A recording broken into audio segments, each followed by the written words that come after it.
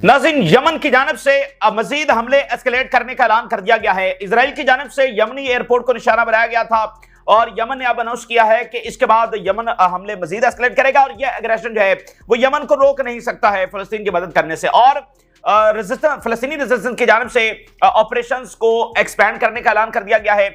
मजीद tanks को निशाना बनाया है, इजरायली फौजियों को निशाना बनाया है और इजरायली आर्मी ने कंफर्म किया है कि इजरायली फौजियों की हलाकतें गजा के अंदर हुई हैं। और इसके अलावा यूरोप से ज्वाइंट स्टेटमेंट जारी हुई है। 4 यूरोपियन कंट्रीज ने ज्वाइंट स्टेटमेंट जारी करते हुए सीज फायर का मुतालबा किया है, फलस्तीनी रियासत का मुतालबा किया है। यह भी आपके सामने रखेंगे। ईरान सऊदी अरेबिया के ताल्लुकात के अंदर उतार चढ़ाव तो जारी है, लेकिन बेहतरी कुछ आ रही है, कुछ राब्ते हुए हैं, कुछ अच्छी स्टेटमेंट्स है वो जारी की गई हैं। और ईरान ने खास तौर पर कहा है कि किसी कीमत पर सऊदी अरेबिया और ईरान अब आपस में दुश्मन नहीं बनेंगे। तो ये एक अच्छी खबर यहां सामने आ रही है। लेकिन इसके साथ साथ नाज़रीन, यूक्रेन की जंग बहुत तेज हो गई है। एक तरफ से रशियन फोर्सेस जो है वो कैपिटल की तरफ बढ़ रही हैं और दूसरी तरफ जहां वो पहले जिन इलाकों से ऑलरेडी रशियन फोर्सेस मौजूद हैं 2022 से, जहां से उन्होंने आगाज किया था, वहां से जो एडवांसमेंट है वो तेज हो गई है। हमले बहुत ज्यादा तेज हो गए हैं। यानी जो यूक्रेन की वॉर है वो मैक्सिमम जो एस्केलेशन है उसकी तरफ जा रही है। और जर्मनी और यूक्रेन इस एक प्रोजेक्ट के ऊपर भी काम कर रहे हैं कि दोनों मिलकर लॉन्ग रेंज मिसाइल जो है वो बनाएंगे।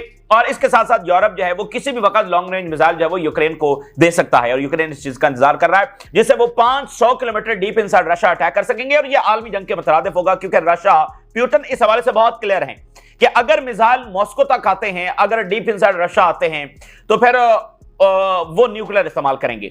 सबसे पहले वो टैक्टिकल न्यूक्लियर इस्तेमाल करेंगे और उसके बाद फिर आगे वो बढ़ेंगे, यानी वो इस चीज को अफोर्ड नहीं करेंगे।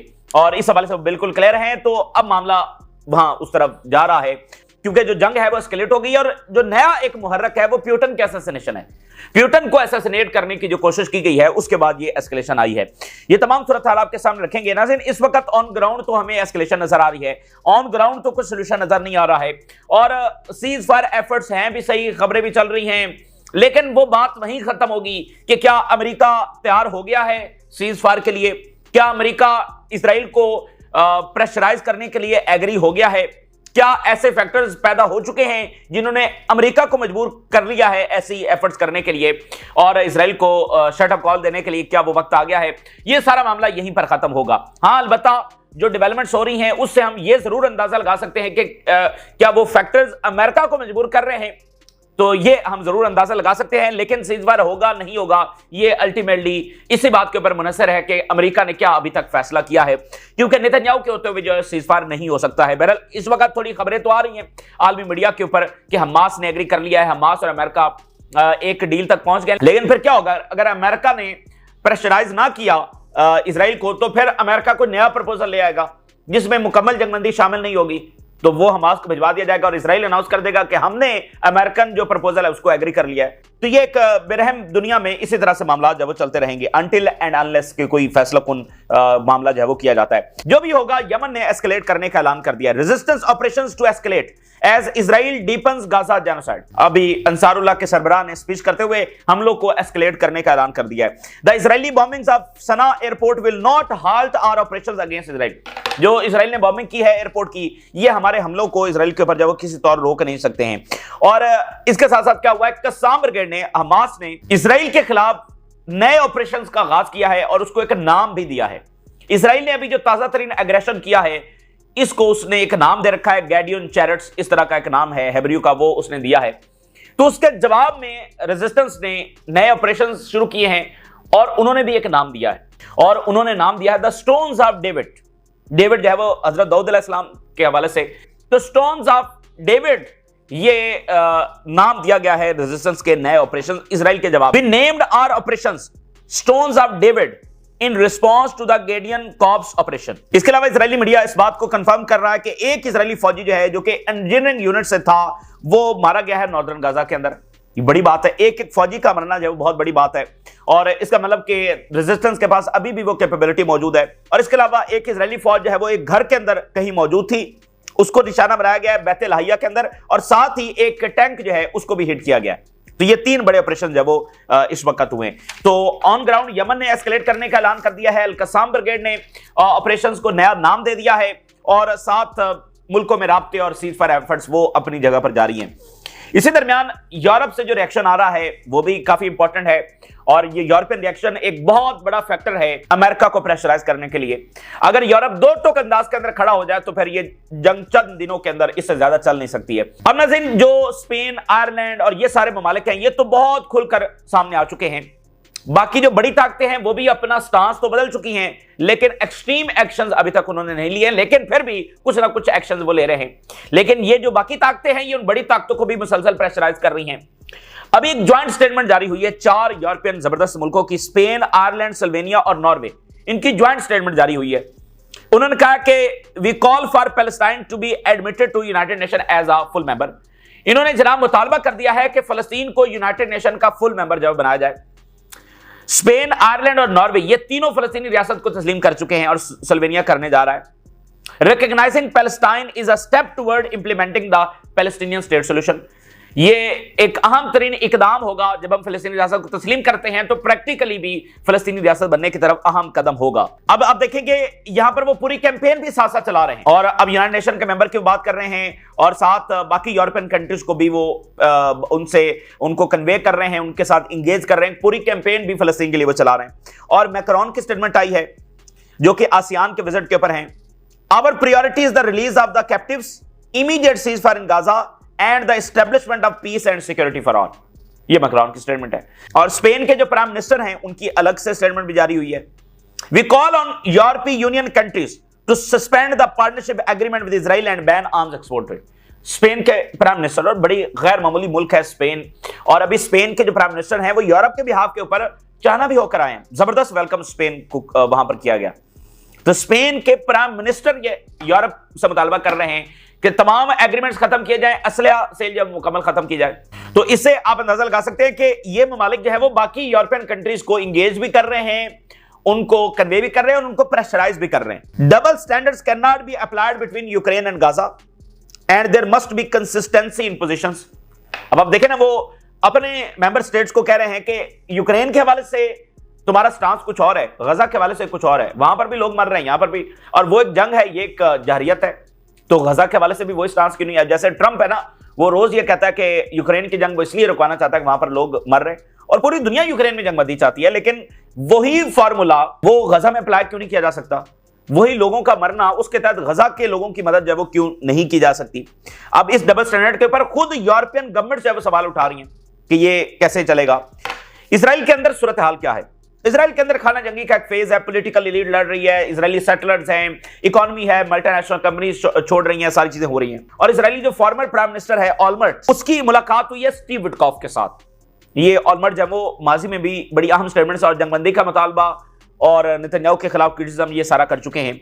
और इन्होंने अभी रिसेंटली कहा था कि गजा में इजरायली आर्मी जो है वो वॉर क्राइम्स कर रही है। इनकी स्टीव विटकॉफ के साथ मुलाकात हुई, ये फॉर्मर प्राइम मिनिस्टर है, और इन्होंने बताया है कि मामला सीज फायर की तरफ जा सकते हैं, और साथ इन्होंने फलस्तीनी रियासत को सपोर्ट कर दिया है। इन्होंने कहा है कि अगर मिडिल ईस्ट में अमन लाना है तो उसका एक ही रास्ता है, वो फलस्तीनी रियासत है। अगर फलस्तीनी रियासत की तरफ जाने में हम तैयार नहीं होते तो फिर ये जंगों का एक फेज होगा, बस जंगें चलती रहेंगी। और साथ वो कह रहे हैं कि a new government must be formed जो कि केपेबल हो कि पीस कायम कर सके and improve Israel's image in the world, और इजराइल की जो साख तबाह हो गई है उसको दोबारा बेहतर किया जा सके, जो कि नहीं हो सकती। Netanyahu's government has destroyed Israel's image in the world. Israel का जो इमेज है, वर्ल्ड से मुराद वही वेस्टर्न वर्ल्ड है, उसमें डिस्ट्रॉय कर दिया है नेतन्याहू ने इजराइल का image. Steve Witkoff told me that new proposal will return the captives from Gaza, the Palestinian state solution and the establishment of Palestinian state with east Jerusalem as its capital is the path to peace in the region. बड़ी बात है कि farmer Israeli prime minister वो खुद इस बात को endorse कर रहा है कि अगर मिडिल ईस्ट में अमन लेकर आना है तो फिर उसका एक ही रास्ता वो फलस्तीन रियासत है। लेकिन अगर ये नहीं होगा तो फिर जंगें हैं, फिर अमन नहीं है, फिर जंगें, लंबी जंगें होंगी, और गजा पर ऑक्यूपाई करना भी एक नई जंगों का आगाज होगा। और जैसे मैंने आपको बताया कि अब तो वॉरफेयर सिस्टम भी बदल चुका है। अब कोई आयरन डोम कोई वो इनको डिफेंड भी नहीं कर सकता, क्योंकि यमन ने 2000 किलोमीटर दूर से एक एयर ब्लॉकेड जो वो करके दिखा दिया है। तो आगे तो पता नहीं और क्या क्या ऐसे वेपन्स आने वाले हैं, और इजराइल की सिक्योरिटी ऑलरेडी जो है डिस्ट्रॉय हो चुकी है। बेनी गांट्स ये कह रहा है कि 600 दिन हो चुके और कोई कामयाबी हासिल नहीं हुई, लिहाजा अब नेतन्याहू के पास कोई एक्सक्यूज नहीं है और वो जंगबंदी की तरफ जाए। After 600 days of fighting, Netanyahu no longer has any excuse and he must adopt the American proposal and push for a plan to return the prisoner. अब उसके पास कोई ऑप्शन नहीं है। और इजराइल के अंदर से मजीद इकदाम देखिए, वेरी इंपॉर्टेंट ये स्टेप सामने आया है, जिसमें नेतन्याहू के खिलाफ ये लीगली प्रोसीडिंग शुरू कर दी गई हैं कि नेतन्याहू फिट नहीं है अपनी ड्यूटीज परफॉर्म करने के लिए। We have begun legal actions to declare Netanyahu unfit to perform its duties, very important. और इसके अलावा नाज़रीन, इजराइल के अंदर जो मिलिट्री के रिफ्यूजल का सिलसिला है वो जारी है। गजा में एक वाकया हुआ है, गजा के बाद जो उनकी फौज डिप्लॉय है वहां पर कमांडर ने इजरायली फौजियों को गजा में दाखिल होने के लिए कहा, जिनमें से 2 फौजियों ने इनकार कर दिया कि हम तो गजा में दाखिल ही नहीं होंगे। उनको जब जेल के अंदर डाल दिया गया। यानी आप अब देखें ना कि ये इजरायली आर्मी का मोराल है, और इस वक्त वो कर क्या रहे हैं, जंगी हथियारों से बम गिरा रहे हैं और खुराक ना देकर लोगों को मार रहे हैं। आप जरा अंदाजा तो करें, होता है ना सोफिस्टिकेटेड आर्मी, ये सोफिस्टिकेटेड आर्मी है जो खाना ना देकर लोगों को मार कर इसको अपने लिए बहुत बड़ी कामयाबी डिक्लेयर कर रही है। और अभी इन्होंने 22 सेटलमेंट जब अनाउंस किए हैं, समूतरेच और ये इसका डिफेंस मिनिस्टर नेतन्याहू, और वो फिर वही कि हम ये ग्रेटर इजराइल और फलाना फलाना 22 नए सेटलमेंट ये वेस्ट बैंक के अंदर बनाने जा रहे हैं। तो ये मामलात इस तरह से चलने वाले नहीं है।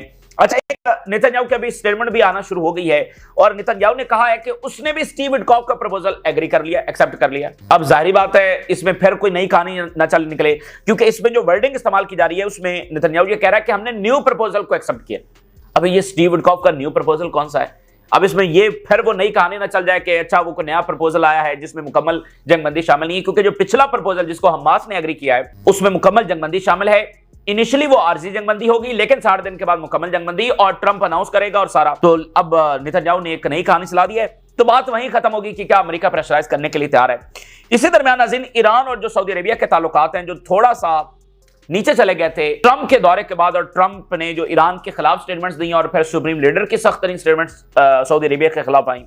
अभी एक वाकया हुआ है, चूंकि हज के लिए पूरी दुनिया से लोग जा रहे हैं, तो ईरान से भी लोग गए हैं, और एक ईरानी नेशनल जब वहां पर गिरफ्तार हुआ है, तो उससे एक थोड़ी सी तलखी बहरहाल पैदा हुई। लेकिन ईरान के फॉरेन मिनिस्टर ने बड़ी जबरदस्त स्टेटमेंट जो जारी किया, और उन्होंने कहा कि कोई चीज अब हमारे ताल्लुकात को बेहतर होने से, मजबूत होने से नहीं रोक सकती है।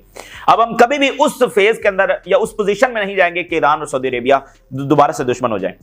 Iran रीअफर्म्स brotherly ties with Saudi Arabia despite Hajj arrest. It will not derail the path of diplomacy and cooperation between the two sides, and stated that कि सऊदी अरेबिया के साथ जो हमारे रिलेशंस हैं ये हमारी फॉरेन पॉलिसी की top priority है। ये ईरान के फॉरेन मिनिस्टर ने स्टेटमेंट जारी किया, जो उस दौरे के बाद सबसे बेहतरीन स्टेटमेंट इस वक्त आई है कि हमारी फॉरेन पॉलिसी का सबसे टॉप लेवल के ऊपर सऊदी अरेबिया के साथ बेहतरीन ताल्लुकात रखना है। सऊदी अरेबिया की इंपॉर्टेंट पोजीशन है in Iran foreign policy and will continue our brotherly relations with Saudi Arabia and not allow any disruption in these relations। और बिल्कुल अलाउ नहीं करेंगे कि ये जो हमारे ताल्लुकात हैं वो किसी तरह से डिसरप्ट हो जाएं। तो ये बड़ी अच्छी बात है।